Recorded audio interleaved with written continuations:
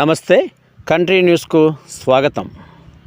సింహాచల అప్పన్న ఆలయ వేడుకలో అరుదైన ఘటన.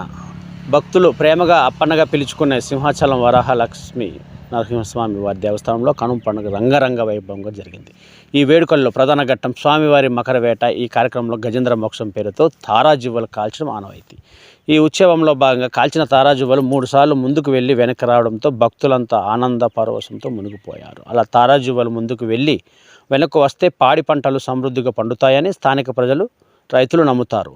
శ్రీ వరాహ లక్ష్మి దేవస్థానం సన్నిధిలో జరిగే ఉత్సవాల్లో ఒకటైన గజేంద్ర మోక్షం కనుమ పండుగ రోజున జరుగుతుంది. అంటే మకర వేట కోసం స్వామివారు కొండపైన బయలుదేరి మెట్ల మార్గం ద్వారా తొలి పవంచ వద్దనున్న పైడితల్లి అమ్మవారి గుడి వరకు, అక్కడ నుండి స్వామివారి పూల తోటకు మంగళ వాయిద్యాల నడుమ వేద మంత్రాలతో వేయించేస్తారు.